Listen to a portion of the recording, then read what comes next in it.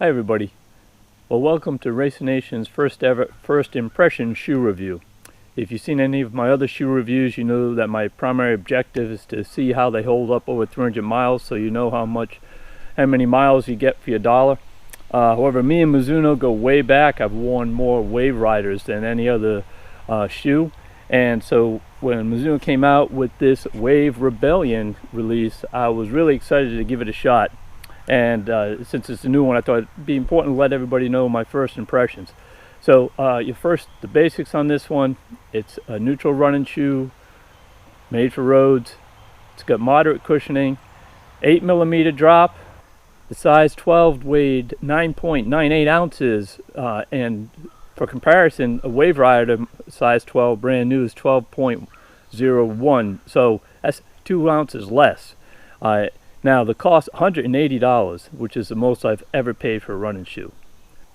So the main advances that they've made with this Wave Rider Rebellion, first on the bottom they call this a G3 outsole. It's supposed to weigh less, which it obviously does, 2 ounces less than the Wave Rider. It's supposed to give a better grip, and also it gives more durability at key contact points. As far as the inner sole, it still has the Wave Rider plate, as you can see in here, but this is a glass fiber reinforced plate. So they say that it increased the cushioning by 22%, which we'll get into that, and increase the responsiveness by 35%. They also go on to say that this glass fiber reinforced wave plate provides 10 times the snap as the other shoes, which certainly sounds great, but when you think at 10 times the snap, what are you doing with the other shoes that you could actually improve it that much? One other thing that they mentioned, which I'm glad at least to see that they acknowledged it, is they said that this is made from eco-friendly material. I'll try to look it up. I could see that there's castor bean at least in here. I don't know what other eco-friendly stuff, but it's good to hear that people are making a move in that direction. So if you've seen any of my other reviews, I'm always talking about how every shoe company is always trying to strike that balance between cushioning and responsiveness, right? So if you get more cushioning, you can get less responsiveness, and vice versa. So this weighs less, has less cushioning. It's what I would even call a hard ride. Still comfortable, but it's a hard ride. But the trade-off, the responsiveness, was so noticeable and really quite exciting. The snap they talk about, you could really feel it, particularly going up and down hills that lift off on the toe. I really was so thrilled with it, which is the reason I said really doing this first impression video. And for the fit, for me, pure Mizuno, a nice lockdown, no slippage. So a few other things to consider if you're interested in this shoe. One, the price, $180. Boy, that's a lot of money to pay for a running shoe. Like I said, the most I've ever paid for one. So, is it going to be worth it? Well, we'll see. We'll see actually after 300 miles, right, how well it holds up.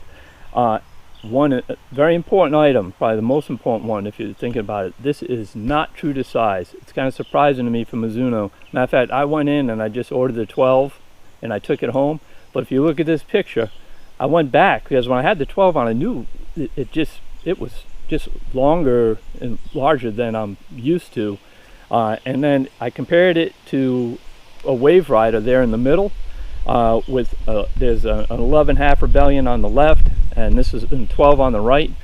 I mean, that's a distinct difference. So, so if you're going to buy this shoe, I would say you probably want to go to the store and try it on, because it is not true to size. Another thing that you just got to mention is I'm a bit tongue-tied about the size of the tongue on this shoe. I'm not sure how this made it out of the engineering department, what purpose it serves. I mean, it's like a bat wing sitting outside of the laces. Obviously, it doesn't flap around like this when you're running, but I'm not sure what the point was of making something this large come outside the shoe. And I could see how this could irritate certain people if it just hits you at the right spot. So that. And then finally, as we mentioned, it is a hard ride. Now that's always a bit subjective. If you've been running in a harder shoe, then you might not think so. But you know, if you've been running in say a Ghost, a Wave Rider, a Cumulus, then I think we can all agree this is going to be a harder ride. So those are my first impressions on the Wave Rider Rebellion. While we always like to hear what other people think, it's especially helpful when you have a newer shoe like this. So if you've got anything to add, please do so in the comment section down below. Don't forget, I'm going to be back in 300 miles to tell you just how well this shoe held up. Is it worth that high price tag? So make sure you go ahead and subscribe to the channel. That way you can hear about this shoe review, our other shoe reviews, and any of our state races as we continue to race the nation.